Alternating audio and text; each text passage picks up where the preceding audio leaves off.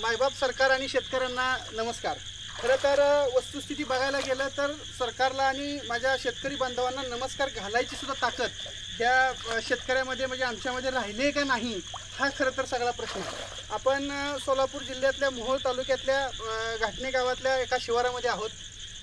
वस्तुस्थिती बघायला गेलं तर मिरच्याचं पीक अतिशय चांगलं आलेलं होतं आणि आत्ता ह्या मिरच्यामध्ये जवळपास गुडघे एवढं पाणी आहे। आपण बघतोय तिकडं सगळीकडं 13 ऑक्टोबर च्या रात्रीपासून ते 14 ऑक्टोबरच्या पूर्ण दिवसभर इतका तुफान पाऊस या ठिकाणी झालेला आहे की त्या तुफान पावसानं शेतकऱ्यांचं अतोनात नुकसान केलेलं आहे। आणि अशी परिस्थिती असताना आता एकतर पहिलं संकट नोटाबंदीचं, नोटाबंदीनंतर ओला दुष्काळ आला, ओला दुष्काळानंतर कोरडा दुष्काळ, त्यानंतर महापूर आणि अशा परिस्थितीमध्ये आपण बघताय शेतकऱ्यांनी एवढ्या चांगल्या पद्धतीनं आणलेली मिरच्याची पिकं असतील, टोमॅटो असेल, ढोबळी मिरची असेल आणि अजून वेगवेगळी पिकं असतील, त्या सगळ्या पिकांचं अतोनात या ठिकाणी नुकसान झालेलं आहे।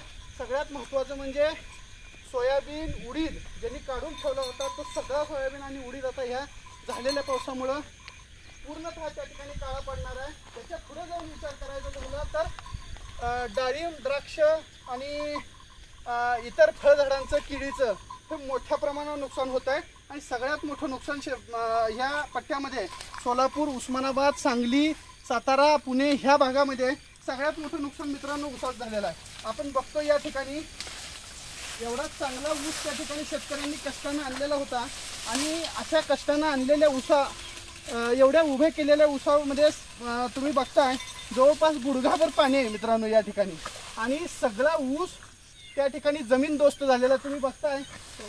जो ऊस असा मोठ्या प्रकारे उभा होता तो उभा असलेला ऊस सगळा आता पडलेला आहे आणि त्याच्यामुळं आता ह्याला उंदीर लागणं आणि ह्या सगळ्या अडचणींमुळं त्या ठिकाणी या ऊसामध्ये कोणतंही उत्पन्न आता घेतलं जाणार नाही आहे।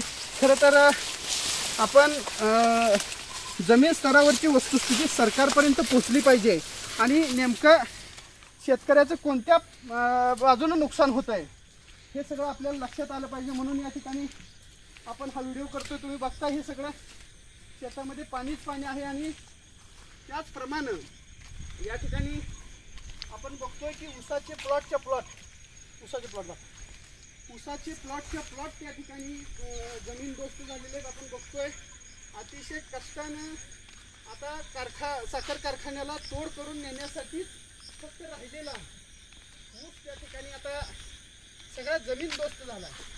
खरं तर वस्तुस्थिती बघायला गेलं तर आता ह्या सगळ्यांचे पंचनामे करणं, ह्या सगळ्याची पाहणी करणं, महसूल विभागाला कामाला लावणं आणि पुन्हा कमी जास्त प्रमाणात नुकसान भरपाई देण्याचा प्रयत्न करणं ही खरं तर खूप मोठी प्रक्रिया आहे। आणि अशा वेळेस मला वाटतं की ही सगळी प्रक्रिया पूर्ण होईपर्यंत बराचसा कालावधी जाणार आहे। त्यामुळं आम्हा सर्व शेतकऱ्यांकडून, शेतकरी बांधवांकडून मायबाप सरकारला, केंद्र सरकार आणि राज्य सरकार या दोघांनाही नम्र विनंती आहे की शेतकऱ्यांचे पंचनामे वगैरे करत बसण्यापेक्षा सोलापूर, उस्मानाबाद, सांगली, सातारा, पुणे ह्या जिल्ह्यातल्या शेतकऱ्यांना त्या ठिकाणी सरसकट नुकसान भरपाई त्या ठिकाणी मिळाली पाहिजे।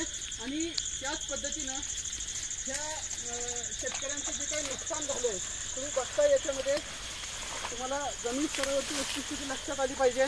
या ठिकाणी जवळपास पिंढऱ्या एवढं, गुडघ्या एवढं पाणी आहे आणि सगळा ऊस तुम्ही बघता सगळा ऊस जमीनदोस्त झालेला आहे।